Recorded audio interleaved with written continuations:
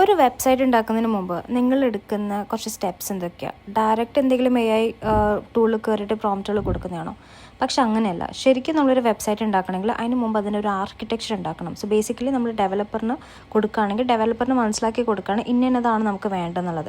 So അതിനുവേണ്ടി ഞാൻ എൻ്റെ ബുക്കിലാണ് ആദ്യം ഒരു step by step flow chart create ചെയ്തത്. ആൻഡ് അത് ഞാൻ എന്ത് ചെയ്തു, ജസ്റ്റ് ഫോട്ടോ എടുത്തിട്ട് ചാറ്റ് GPT കൊടുത്തു. ചാറ്റ് GPT അടുത്ത് പറഞ്ഞ് എൻ്റെ ഇന്നതിന് വേണ്ടിയിട്ട് എനിക്ക് സാധനം ക്രിയേറ്റ് ചെയ്യേണ്ടത്. സോ അതിനനുസരിച്ച് മൈറോ എന്ന് പറഞ്ഞ ടൂളിൽ നമുക്ക് ഈ പറഞ്ഞ പോലെ വെബ്സൈറ്റ് ആർക്കിടെക്ചറും ബോർഡ്സും ഒക്കെ ക്രിയേറ്റ് ചെയ്യാൻ വേണ്ടി പറ്റുന്ന ടൂളാണ്, which is very helpful. So അതിലോട്ടേക്ക് എനിക്ക് ഒരു പ്രോംപ്റ്റ് സെറ്റ് ചെയ്ത് തരണം ഈ പറഞ്ഞിരിക്കുന്ന എല്ലാ കാര്യങ്ങളും വെച്ചിട്ട്. പിന്നെ ഞാൻ കുറേ പ്രോംപ്റ്റുകൾ കൊടുത്തിട്ടുണ്ട്. സോ പ്രോംപ്റ്റ് നിങ്ങൾക്ക് വേണമെങ്കിൽ ഒന്ന് കമൻറ്റ് ചെയ്തേക്ക്, പ്രോംപ്റ്റ് ഒന്ന് കമൻറ്റ് ചെയ്തേക്ക്, ഞാൻ അയച്ചു തരാം. എന്നിട്ട് ചാറ്റ് GPTയിൽ ഫസ്റ്റ് ഓഫ് ഓൾ എനിക്ക് ഒരു ബോർഡ് ക്രിയേറ്റ് ചെയ്ത് തന്നു, ഫ്ലൂ ചാർട്ട്സ് ക്രിയേറ്റ് ചെയ്ത് തന്നു, ഒരു ആർക്കിടെക്ചർ ബിൽഡ് ചെയ്ത് തന്നു. ആൻഡ് അതിൽ ഒരു പ്രോംപ്റ്റ് വെച്ചിട്ട് ഞാൻ എന്ത് ചെയ്തു, ഡയറക്റ്റ് നമ്മളുടെ മൈറോയിൽ പോയിട്ട് ബോർഡ് ക്രിയേറ്റ് ചെയ്യാൻ വേണ്ടിയിട്ട് ആ പ്രോംപ്റ്റ് അവിടെ കൊടുത്തു.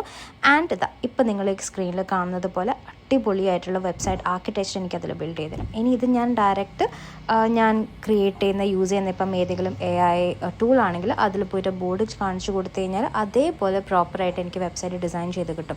സോ ഇങ്ങനെ ചെയ്യുന്ന സമയത്ത് നമുക്ക് ഒരുപാട് കാര്യങ്ങൾ മനസ്സിലാവും. അതിൻ്റെ UI UX ഡിസൈൻ എങ്ങനെയാണ്, അത് എത്രത്തോളം യൂസർ ഫ്രണ്ട്ലി എക്സ്പീരിയൻസ് നമുക്ക് ക്രിയേറ്റ് ചെയ്ത് കൊടുക്കാൻ പറ്റും എന്നുള്ളത്. സോ ഇതിൻ്റെ കംപ്ലീറ്റ് ഗൈഡ് നിങ്ങൾക്ക് വേണമെങ്കിൽ ഇപ്പം തന്നെ കമൻറ്റ് ചെയ്തു.